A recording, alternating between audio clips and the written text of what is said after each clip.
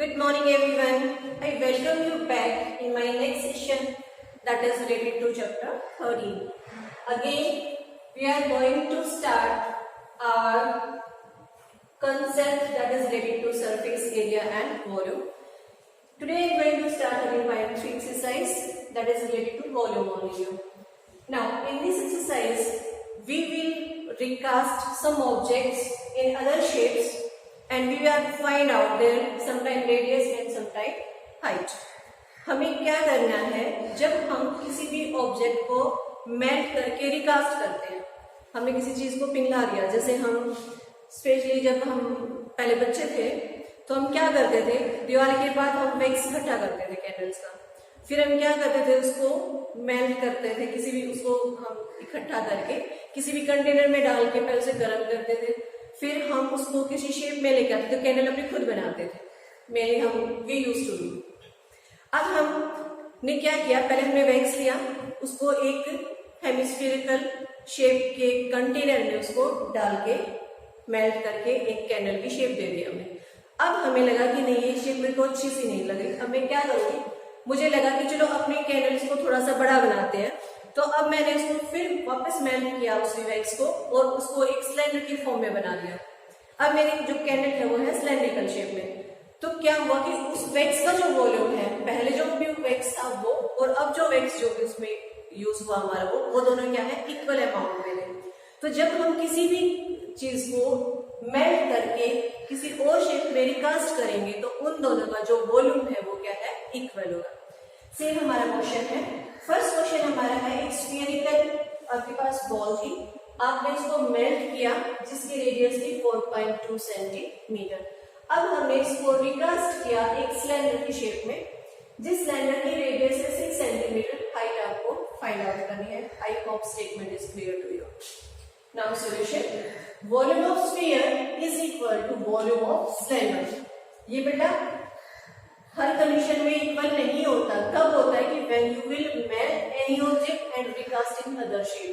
कभी ये बोलो कि आपने बोला था कि इन दोनों का वॉल्यूम इक्वल होता है, क्वेश्चन में लिखा था, मैं क्वेश्चंस में ये नहीं बोल रही हूँ हमेशा इक्वल होता है। जब कब होता है, कंडीशंस है यहाँ पे कि जब हम उसको मेल्ट करके किसी और शेप में क्या कर रहे हैं, रिकास्ट कर रहे हैं, उसकी शेप को हम चेंज कर रहे हैं at that condition. Now volume of sphere 4/3 pi r cube, मैं इसको r1 से डिनोट किया क्योंकि दोनों की रेडियस में ये अलग आपका ऑब्जेक्ट है, ये आपका अलग है। सो r1 से मैं इसको डिनोट किया है पाई आर स्क्वायर एच, पाई से मैंने पाई को यहीं पे कैंसिल कर लिया ताकि हमारी कैलकुलेशन क्या हो जाए, बहुत इजी हो जाए। Now 4/3 4.2 cube and r is 6 into 6 into h। अब हम h की वैल्यू फाइंड आउट करेंगे, इजी सी कैलकुलेशन से, you can do it easily. 6 7 जा हमने कट किया, फिर हमने इनको मल्टीप्लाई किया 4 into 42 into 49 and we get 2744 और अपॉन क्या आ जाएगा आपके पास 1000। 3 से मैंने इसको भी कट कर दिया, that is 14। So 56 multiply 49 2744। Now you will place decimal before 3 digits and we get our height 2.7, one decimal then मैंने वैल्यू ली है, so 2.7 centimeter। This is the height of our cylinder। Second question, in second questions we have 3 sphere of different radius, one is of 6 centimeter, second 8 centimeter and third is 10 centimeter। We will melt these 3 sphere and we will recast that material into a big sphere and you have to find out radius of that sphere। इन तीनों spheres को melt करके आपको एक बड़ा sphere बनाना है और आपको उस स्फीयर की रेडियस फाइंड आउट करनी है। अब देखिए इसमें एक तो ये है कि आप पहले इसका सेपरेटली निकालो वॉल्यूम, इसका वॉल्यूम सेपरेटली निकालो, इसका वॉल्यूम सेपरेटली निकालो, फिर इनको ऐड करेंगे।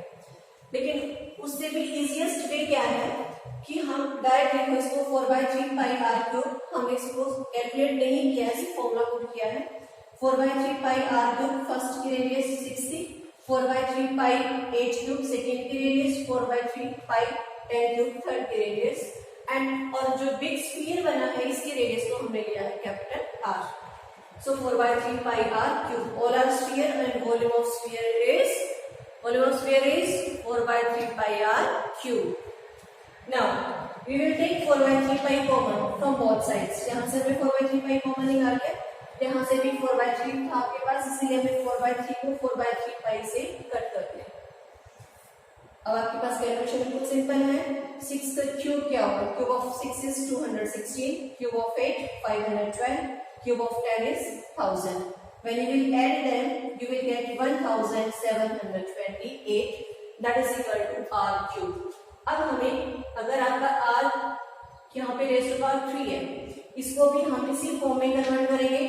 अब ये नंबर किस नंबर का क्यूब है? This is a cube of 12. So you will write it 12 cube, r cube आपका था यहाँ पे। अब आपने क्यूबिक को we will cancel cube from both sides, cancel करिए उसे, 3 से 3 कैंसिल किया, and in this way we will get r is equal to 12 centimeter. So radius of this resulting sphere is 12 centimeter. Now it's third question. In question number 3, it is given that it is a well, and when we dig out this well, we make a platform with that earth.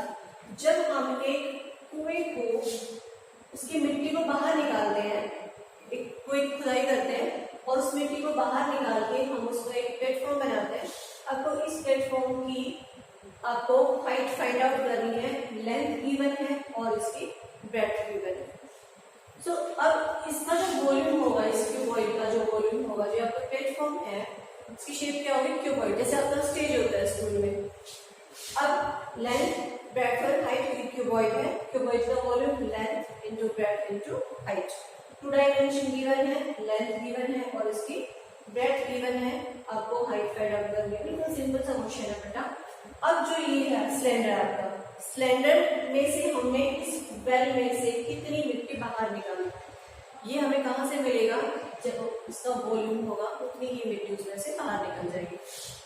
अर्थ का मतलब क्या है? जो मिट्टी हम उसमें से निकाल रहे हैं, उस मिट्टी से ही हमने ये प्लेटफॉर्म बनाया है और हमें इस प्लेटफॉर्म का हाइट फाइंड आउट करनी है। Now height of well is equal to 20 meter and the diameter of this well is 7 meter. So radius will be 7/2 meter. Length of the platform is 22 meter and breadth of this platform is 40 meter. So volume of this platform, length, breadth into height, and volume of this cylinder pi r square into h, where this is the h, 20 meter. You will put your values here. 22/7, h आपका क्या? r 7/2 into 7/2. What is the h here? H is 20 meter. Now length of platform 22, breadth 40 into height. Now you will divide this by, इधर ये आप 22 इधर लेके आएंगे तो digit क्या मल्टीप्लाई में है, 22 को यहाँ ले आएंगे, 40 को यहाँ, इसको कट करेंगे, we will get h is equal to 5/2 and 5/2 is equal to 2.5 meter. Hence height of this cuboid, height of this platform is 2.5 meter.